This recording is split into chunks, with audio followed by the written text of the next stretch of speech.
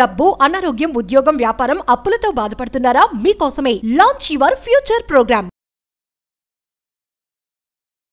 నమస్తే, welcome to Suman TV. నేను విష్ణు. ప్రస్తుతంతో పాటు ప్రముఖ స్టాక్ మార్కెట్ అనలిస్ట్ జీవి సత్యనారాయణ గారు ఉన్నారు. వారితో మాట్లాడదాం. సార్ నమస్తే. సార్ సత్యనారాయణ గారు నమస్తే. సార్ సత్యనారాయణ గారు, ఈ డీమ్యాట్ అకౌంట్ మెయింటెనెన్స్ ఛార్జెస్కి సంబంధించి నాకు ఎప్పటి నుంచో పలు రకాల సందేహాలు ఉన్నాయి. రోజు ఏదో ఒక మెసేజ్ వస్తూ ఉంటుంది మన మొబైల్కి, మీ డీమ్యాట్ అకౌంట్ మెయింటెనెన్స్కి సంబంధించి ఇంత అమౌంట్ డెబిట్ అయింది, అంత కట్ అయింది, ఇంత కట్ అయింది అంటూ రకరకాల మెసేజ్లు వస్తుంటాయి. నాకు అసలు అర్థం కావట్లేదు. 1 సంవత్సర కాలంలో మనం కానీ ఒక డీమ్యాట్ అకౌంట్ని మెయింటైన్ చేస్తూ వెళ్తుంటే అసలు ఎన్ని రకాల ఛార్జీలు ఆ మెయింటెనెన్స్ పైన విధిస్తారు ఏంటనేది మీ ద్వారా తెలుసుకుందాం అనుకుంటున్నాను. మన ప్రేక్షకులకు కూడా డీటెయిల్డ్గా తెలియచేద్దాం అనుకుంటాను సార్. ఓకే, ఇది మంచి టాపిక్. ఎందుకంటున్నానంటే అందరూ డీమ్యాట్ అకౌంట్ అంటారు, కానీ అసలు ఆ డీమ్యాట్ అకౌంట్ అంటే ఓపెన్ చేసేటప్పుడు క్లిక్ చేయగానే నెక్స్ట్ అంటుంటుంది. ఓటీపీ అడుగుద్ది, పాన్ కార్డ్ అడుగుతుంది, ఓటీపీ అడుగుతుంది, ఆధార్ ఎంటర్ చేయమంటుంది, ఎంటర్ చేస్తారు, బ్యాంక్ అకౌంట్ నెంబర్ ఎంటర్ చేయమంటారు, ఓటీపీ వస్తుంది, బ్యాంక్ స్టేట్మెంట్ అప్లోడ్ చేయమంటారు, ఓటీపీ వస్తుంది, నెక్స్ట్ అంటది. ఓకే, అయిపోయింది, మీ అకౌంట్ యాక్టివేట్ అయిపోయింది అని 2 నిమిషాలు అయిపోయింది అనగానే వీళ్ళు ఆహా నాకు అకౌంట్ ఓపెన్ అయిపోయింది అంటారు. వీళ్ళ దగ్గర ఉన్న పైసలు ట్రాన్స్ఫర్ పెడతారు. కానీ ఛార్జీలు ఎవరికి తెలియదు. ఎందుకోసం అంటే జనరల్గా ఈ ఆన్లైన్లో ఎవరైతే చేస్తారో నెక్స్ట్ అంటూ పోతూ ఉంటారు. ఈ అకౌంట్లో డెబిట్ అయినప్పుడు ఎందుకు డెబిట్ అయిందో ఎవరిని అడగాలనో తెలియదు. కానీ ఎవరైతే బిగినర్స్ ఇప్పుడు డీమ్యాట్ అకౌంట్ ఓపెన్ చేద్దాం అనుకున్నా కానీ ఆల్రెడీ ఓపెన్ చేస్తూ మీ మాదిరి మెసేజ్లు వస్తున్న వాళ్ళు కానీ ఏం చేయాలి, ఎలా చూడాలి అనేది చూద్దాం. జనరల్గా డిపి అంటారు, డిపాజిటరీ పార్టిసిపెంట్. ఈ డిపాజిటరీ పార్టిసిపెంట్ అంటే మనం డీమ్యాట్ అకౌంట్ ఓపెన్ చేసే ఒక బ్రోకింగ్ ఆర్గనైజేషన్. ఈ బ్రోకింగ్ ఆర్గనైజేషన్ ఎగ్జాంపుల్ ఆన్లైన్లో డిస్కౌంట్ బ్రోకర్లు ఉంటారు, జిరోదా అని, ఎల్ఐస్ బ్లూ అని, తర్వాత మోతిలాలు వాళ్ళవి 2 ఉన్నాయి.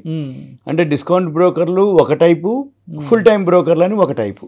డిస్కౌంట్ బ్రోకర్లు అంటే ఆన్లైన్లో ఏవైతే గ్రో అని, జిరోదాలు, ఎల్ఐస్ బ్లూలు, ఏంజిల్ 1 2 ఉన్నాయి. మన ఆఫ్లైన్ ఉంది, ఆన్లైన్ ఉంది. Motilal, ICICI securities, HDFC securities, Axis securities, Kotak securities, ఇవన్నీ కూడా కొన్ని ఆఫ్లైన్ ఫుల్ టైం అనమాట. వాళ్ళు ఈ ఫుల్ టైం బ్రోకింగ్ ఫర్ములు ఏదైతే ఉందో వాళ్ళని డిపిలు అంటారు, డిపాజిటరీ పార్టిసిపెంట్లు. ఈ డిపాజిటరీ పార్టిసిపెంట్లు మనం ఏదైతే ఆన్లైన్లో చేసినా, ఆఫ్లైన్లో చేసినా, ఏదైతే ఒక బ్రోకింగ్ ఫర్మ్ ద్వారా ఒక అకౌంట్ ఓపెన్ చేస్తే ఈ అకౌంట్లు ఎక్కడ ఉంటాయి అంటే ఎన్ఎస్డిఎల్, సిడిఎస్ఎల్ అని 2 ఆర్గనైజేషన్లు ఉంటాయి. మన డీమ్యాట్ అకౌంట్ ఓపెన్ కాగానే మనకు ఒక నెంబర్ వస్తుంది, ఎన్ఎస్డిఎల్ కానీ సిడిఎస్ఎల్. ఎన్ఎస్డిఎల్ అంటే national security services depository limited, CDSL అంటే సెంట్రల్ డిపాజిటరీ సర్వీసెస్ లిమిటెడ్. ఈ సిడిఎస్ఎల్ వచ్చో Bombay stock exchange organisation, NSDL వచ్చో ఎన్ఎస్సి ఎక్స్చేంజ్ ఆర్గనైజేషన్. మనం డీమ్యాట్ అకౌంట్ ఓపెన్ చేస్తే వాళ్ళ బ్రోకింగ్ ఫర్మ్ బట్టి, అంటే ఆ బ్రోకింగ్ ఫర్మ్ ఎన్ఎస్డిఎల్ ఓపెన్ చేయొచ్చు, సిడిఎస్ఎల్ ఓపెన్ చేయొచ్చు, ఏది మన డీమ్యాట్ అకౌంట్. ఎప్పుడైతే మనం డీమ్యాట్ అకౌంట్ ఓపెన్ చేస్తామో ఏఎంసీ అని ఫస్ట్ ఉంటుంది, యాన్యువల్ మెయింటెనెన్స్ ఛార్జీలు. అవి ఎంత పే చేయాలి? 150 రూపాయలు ప్లస్ 18% జిఎస్టీ పే చేయాలి. ఎవరైతే ఓపెన్ చేస్తామో డీమ్యాట్ అకౌంట్ హోల్డరు. ఇప్పుడు మనం అకౌంట్ ఓపెన్ చేయగానే ఫస్ట్ మన అకౌంట్లో ఈ అమౌంట్ డెబిట్ అయిపోద్ది. ఏది మన తరపున. ఎప్పుడు ఓపెన్ చేస్తే అప్పుడు సుమారుగా ఇవాళ మే 14వ తారీఖు అనుకోండి, మనం కనుక ఈరోజు ఓపెన్ చేస్తే వచ్చే సంవత్సరం 13 వరకు అది వ్యాలిడిటీ, అంటే 1 ఇయర్ ఏఎంసీ అనమాట. ఈ 1 ఇయర్ ఏఎంసీలో మనం చూడవలసింది ఏంటిదంటే వాళ్ళ బ్రాండ్ని బట్టి. ఇప్పుడు ఎస్బీఐ ఉంది, స్టేట్ బ్యాంక్ ఆఫ్ ఇండియా, అది గవర్నమెంట్ ఆర్గనైజేషన్, వాళ్ళు 200 తీసుకుంటారు. సపోజ్ ఇప్పుడు మోతిలాల్ ఓస్వాల్ 239 ఎంతో తీసుకుంటారు. అదే axis securities, ICICI securities, HDFC securities వాళ్ళు 550 రూపాయలు తీసుకుంటారు. ఐసిఐసిఐ సెక్యూరిటీ 550 ఎందుకు తీసుకుంటారంటే వాళ్ళతో బ్రాండ్, రైట్. కట్టేది మాత్రం ఏఎంసీ ఎంత 150 ప్లస్ 18% జిఎస్టీ అంటే 27 రూపాయలు, అంటే 177 రూపాయలు ఏఎంసీ కింద కడతారు. కానీ మీ దగ్గర నుంచి 550 తీసుకుంటారు, 200 తీసుకుంటారు, ఆ ఆర్గనైజేషన్ని బట్టి ఉంటాయి. ఇప్పుడు కొన్ని ఆన్లైన్లో మీకు ఏం చేస్తారు అంటే ఓపెన్ చేయగానే free demat account opening, no charges అని ఉంటుంది. నో అనగానే టక్ అని క్లిక్ చేస్తారు. అయితే అక్కడ ఏం జరుగుద్ది అంటే 2 రకాలు. ఒకటి ఫ్రీ అంటారు, రెండోది మళ్ళీ మీకు డెబిట్ చేస్తారు. వెంబటే మీరు కనుక మెయిల్ పెట్టరు, మనుషులు ఉండేది లేదుగా, మెయిల్స్ పెట్టుకోవాల్సిందే. మెయిల్ పెట్టినప్పుడు ఏం చెప్తారు అంటే ఫ్రీయేనండి, ఆ ఫైనాన్షియల్ ఇయర్ వరకు లెక్క అంటారు. అంటే మార్చి వరకు. సపోజ్ మీరు ఫిబ్రవరిలో అకౌంట్ ఓపెన్ చేసినావు, free demat account, free trading account అంటారు. ఫ్రీ డిమాట్ అకౌంట్ అనేది ఎంతవరకు? ఆ ఫైనాన్షియల్ ఇయర్కి. మార్చి అయిపోయింది, ఏప్రిల్లో మళ్ళీ పడుతుంది. ఎంత? 200, 250 ఎంతో సమ్ వాళ్ళని బట్టి మనం అడుగుతాం, మెయిల్ పెడతాం, ఏమండి మీరు ఫ్రీ డిమాండ్, ఏమండి ఆ ఫైనాన్షియల్ ఇయర్ వరకే లెక్క అంటారు. అంటే ఏంది? ఫైనాన్షియల్ ఇయర్ అయిపోయింది కాబట్టి ఇంక మళ్ళీ అడగడానికి లేదు. క్లోజ్ చేసుకుంటావా? మళ్ళీ పెద్ద లెంతీ ప్రాసెస్, క్లోజ్ చేయవు. ఇక అకౌంట్ ఓపెన్ చేసింది దేనికి? ట్రేడింగ్ చేసుకోవడానికి. ఇది ఒక పద్ధతి. ఇక రెండో పద్ధతి, ఏవైతే ట్రేడింగ్ చేస్తామో కొన్ని బ్రోకింగ్ ఫర్మ్లు ఏంటంటే నామినల్గా 20 రూపాయలే ఉంటాయి. డిస్కౌంట్ బ్రోకర్లు అంతా కూడా 20 రూపాయలే ఆన్లైన్లో. ఈ ఆఫ్లైన్ బ్రోకింగ్ వచ్చేటప్పటికి ఎక్కువ ఛార్జెస్ పడతాయి. ఆఫ్లైన్కి ఎందుకు ఎక్కువ పడతాయి, ఆన్లైన్కి ఎందుకు తక్కువ పడతాయి? డిస్కౌంట్ బ్రోకర్లు ఎందుకు తక్కువ ఇస్తారు అంటే వాళ్ళకి సర్వరే ఉంటుంది, ఆఫీసులు ఉండవు. ఏదైనా ఉంటే టోల్ ఫ్రీలు ఉంటాయి, టెలికాలర్లు ఉంటారు. మనం కాల్ చేస్తే తెలుగు, ఇంగ్లీష్, మలయాళం, కన్నడం, ఇంగ్లీష్ అంటారు, హిందీనా అంటారు. అనగానే తెలుగు 3 నొక్కు, 2 నొక్కు, 5 నొక్కు అంటారు. మళ్ళీ మా వాళ్ళు లైన్లోకి వస్తారు, ఏమండి మీదేంటిది అంటారు. మంచిదండి, మా వాళ్ళు మీతో మాట్లాడతారు, 24 అవర్స్ టైం ఇవ్వండి అంటారు. అంటే ఈ లోపల ఏం జరుగుద్ది? జరగవలసిన నష్టం జరిగిపోద్ది. అంటే మీరు ఏదైనా కొందలుచుకున్నారు, అది పెరిగిపోద్ది. అమ్మదలుచుకోర్రు, అది తగ్గిపోద్ది. మీరు ఏదైనా అడగదలుచుకోర్రు, అప్పటికి ఆ ఫోను లైను కట్ అయిపోద్ది.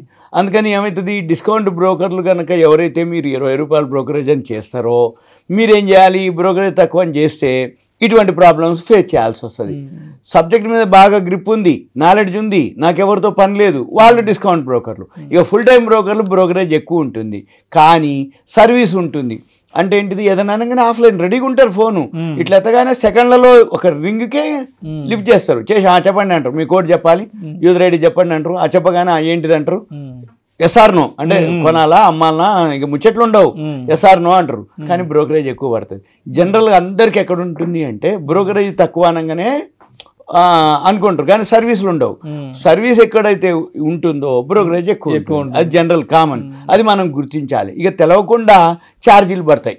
ఇప్పుడు సపోజ్ ఆఫ్లైన్లో బ్రోకరేజ్ ఎక్కువ ఉంది, ఏదన్నా ఛార్జీలు ఎక్కువ పడ్డాయి, మనం అడగొచ్చు, ఏమంటే మీరు నాకు చెప్పింది ఎంత అంట. ఈ ఛార్జీలు 1-2 ఉండవు. ఫస్ట్ బ్రోకరేజ్ ఉంటుంది, ఏదైతే కంపెనీ మనం ఒక షేర్ కొంటే దాని మీద బ్రోకరేజ్ ఉంటుంది. మళ్ళీ సెక్యూరిటీ ట్రాన్సాక్షన్ ట్యాక్స్ ఉంటుంది, జిఎస్టీ ఉంటుంది, మళ్ళీ తర్వాత స్టాంప్ డ్యూటీలు ఉంటాయి. మళ్ళీ వీటి తర్వాత ఏదైతే అంటే ఒక 5-6 రుసుములు ఉంటాయి అన్నమాట మొత్తం. ఇప్పుడు మిస్లీనియస్ అని, ఎడ్యుకేషన్ సెస్ అని, ఎప్పుడైనా కానీ ఎవరైనా కానీ ఒక ట్రేడ్ చేస్తే మీకు ఆ ట్రేడ్లో కన్ఫర్మేషన్ వస్తుంది మెయిల్కి. మెయిల్లో చూపిస్తుంది ఏమని, ఈ ట్యాక్స్ ఇంత, ఈ ట్యాక్స్ ఇంత అని. అంటే మనం అర్థం చేసుకోవాల్సింది ఎంత, అసలు కంటే ట్యాక్స్ ఎంత పడుతుంది, బ్రోకరేజ్ ఎంత అవుతుంది, బ్రోకరేజ్ మీ ట్యాక్స్ ఎంత అవుతుంది, ఇవన్నీ కొన్నప్పుడైతే కలుపుతారు, అమ్మినప్పుడు తీసేస్తారు. సపోజ్ ఇప్పుడు 100 రూపాయలు పెట్టి మీరు కొన్నారు అనుకోండి, 100కి ఇవన్నీ కలుపుతారు, యాడ్ చేస్తారు. సపోజ్ మళ్ళీ మీరు అమ్మిండ్రు అనుకోండి, సపోజ్ 100 రూపాయలకి అమ్మితే ఏమవుతుంది, మైనస్ చేస్తారు. సపోజ్ లాస్ వచ్చింది అనుకోండి, కమిషన్ లాసు, అసలు లాసు, ఈ 100 రూపాయల్లో ప్రిన్సిపల్ లాసు. అంటే జనరల్గా ఏం జరుగుద్ది, ఒక రకమైనది కాదు. అందుకనే ఇంట్రాడే చేసే వాళ్ళందరికీ పైసలు మిగిలింది ఇదే రీజన్. వాళ్ళు ఏం చేస్తారు, బై సెల్లు చేస్తుంటారు. ఈ బై సెల్లు చేస్తున్నప్పుడు బై చేసేటప్పుడు కమిషన్లు ట్యాక్సులు పడుతుంటాయి, అమ్మినప్పుడు కమిషన్లు ట్యాక్సులు పడతాయి. ఎండ్ ఆఫ్ ద డే 3:30కి వచ్చేటప్పటికి ఈ కమిషన్లు ట్యాక్స్ లెక్కేసి నాకు 1000 రూపాయలు లాభం వచ్చింది కానీ ట్యాక్స్ 1200 అయింది. అంటే ఈ ఖర్చులు, బ్రోకరేజ్. అందుకని ఈ బిగినర్స్కి ఏమనిపిస్తుంది అంటే చాలా ఉత్సాహంగా ఉంటారు, వాళ్ళ దగ్గర అకౌంట్ ఉంటుంది, ఫండ్స్ ఉంటాయి, కొంటూ ఉంటారు, అమ్ముతూ ఉంటారు. చివరికి ఎండ్ ఆఫ్ ద డే వచ్చేటప్పటికి ఈ కమిషన్లకి ట్యాక్స్లకే పోతాయి. ఉదాహరణకి ఏం లేదు, సింపుల్గా కొంచెం బాగా హైలీ ఫైనాన్షియల్గా ఉన్నవాళ్ళు షాపింగ్ చేస్తూ ఉంటారు. ఈ షాపింగ్ చేసేటప్పుడు ఎక్కువ షాపింగ్ ఏంటంటే జ్యువెలరీలే. ఈ జ్యువెలరీ షాపింగ్ చేసినప్పుడు మోడల్స్ మారుస్తూ ఉంటారు వాళ్ళు. ఈ మోడల్స్ మార్చడం అంటే ఏంటిది, ఇప్పుడు ఏమైనా కొత్త మోడల్స్ వచ్చినాయి మేడం మీరు రండి ఫోన్ చేస్తారు, కొత్త మోడల్స్ వచ్చినాయని చూపిస్తారు. మోడల్స్ రాగానే ఈ మోడల్స్ ఇచ్చేయండి అంటారు, అనగానే కొంటారు. మళ్ళీ 1 month 15 days 2 months కానీ మళ్ళీ ఇంకో మోడల్స్ వస్తూనే ఉంటాయి కంపెనీ జ్యువెలరీ షాపులు. ఈవిడ 1-2 సార్లు అట్లా పెట్టుకోగానే మళ్ళీ ఇంక మోడల్స్ అవుట్డేటెడ్ అయిపోతాయి. మళ్ళీ పోతారు, పోయి మోడల్ మళ్ళీ చేంజ్ చేస్తారు. మార్చేయగానే అప్పుడు ఒక 200-250 గ్రాములకి కొంటారు. అప్పుడు మేకింగ్లు వేస్టేజ్లు వేస్తాడు ఎప్పుడు కొనేటప్పుడు. మళ్ళీ ఈ మోడల్ మనం ఎక్స్చేంజ్ చేస్తే మళ్ళీ ఈ 200-250 గ్రాములకి మళ్ళీ మేకింగ్ వేస్టేజ్ మైనస్ చేస్తాడు. అప్పుడు ఇచ్చినాం కదా, మళ్ళీ ఇప్పుడు కొనాలిగా కొత్తది, దీని కింద అది రాదు, మళ్ళీ కొనేదానికి ఒక కలుపుతాడు. చివరికి 2 సార్లు 3 సార్లు ఆ మోడల్స్ మారిస్తే 200 గ్రాములు 50 గ్రాములు అయిపోతాయి. అంటే ఏంది, మోడల్స్ మారుస్తున్నా కొద్ది బంగారం కొట్లు ఏమైంది, జ్యువెలరీ మేకింగ్ వేస్టేజ్ కింద పోతాయి. ఇది కూడా అంతే, ఇంట్రాడే చేసే వాళ్ళకి ఎక్కువ పైసలు రాకపోవడానికి రీజన్ ఏంటిది అంటే ఇది. అయితే ఈ డిమాట్ అకౌంట్ ఓపెనింగ్ ఛార్జీలు పడతాయి, డిమాట్లో ఉన్న ఛార్జీలు పడతాయి, ఏఎంసీ ఛార్జీలు పడతాయి. వీటితో పాటు మనము జనరల్గా ఏం చేయాలి అంటే, చిన్న ఇన్వెస్టర్లకు పెద్దగా ఏమి ఉండదు. ఇప్పుడు సెబీ అంటే 50,000 లోపు ఉన్నటువంటి వాళ్ళకి యాన్యువల్ మెయింటెనెన్స్ లేవు, కాకపోతే ఏఎంసీ మాత్రం పడుతుంది 50,000 లోపు వాళ్ళకి. కానీ షేర్ మార్కెట్లో ఎంటర్ అయిన వాళ్ళకి 50,000 అనేది నెగ్లిజిబుల్ అనమాట. అందుకని అది పడేదే. ఈ ఛార్జెస్ ఏవైతే ఉంటాయో దాన్ని ఏమంటారంటే BSDA అంటారు, బేసిక్ సర్వీసెస్ డిమాట్ అకౌంట్. అది 50,000 లోపు ఉన్న వాళ్ళకే ఉపయోగం. కానీ ఎక్కువ శాతం చాలా కొద్ది మంది ఉంటారు అనమాట IPOలు అప్లై చేసుకుంటాం కోసం ఉపయోగించుకునే డిమాట్లు ఉంటాయి, వాళ్ళ వరకు ఉన్నాయి. కానీ ఇప్పుడు IPOలు మామూలుగా లేవు, అంటే కంటిన్యూగా వస్తున్నాయి. కాబట్టి మినిమము 50,000 దాటే ఉంటారు ప్రతి అకౌంట్. అందుకోసం డిమాట్ అకౌంట్ల గురించి మనం ఆలోచించవద్దు. ఎప్పుడైతే మనం ఒక అకౌంట్ ఓపెన్ చేస్తామో మళ్ళీ ఇంకొకటి బాగా గుర్తుపెట్టుకోవాలి, డిమాట్ అకౌంట్లు ఎన్నైనా ఓపెన్ చేయొచ్చు, అయితే ఏఎంసీలు మాత్రం పడతాయి, అంటే యాన్యువల్ మెయింటెనెన్స్ ఛార్జీలు పడతాయి. అయితే డిమాట్తో పాటు ట్రేడింగ్ అకౌంట్ అని ఇంకొక అకౌంట్ ఉంటుంది. Trading account free of cost. Free of cost అంటే ట్రేడింగ్ అంటే బై సెల్ చేయటం, కొనుక్కోవటం, అదొక ప్లాట్ఫామ్. ఆ ప్లాట్ఫామ్ మీకు ఇవ్వడం కోసం ట్రేడింగ్ అకౌంట్, అది ఫ్రీ ఆఫ్ కాస్ట్. కాబట్టి జనరల్గా అందరూ ఏమంటారంటే trading account free, demat account free అంటారు. అంటే ట్రేడింగ్ అకౌంట్ మామూలుగానే ఫ్రీ, అది దానికి ఏం ఛార్జెస్ ఉండవు.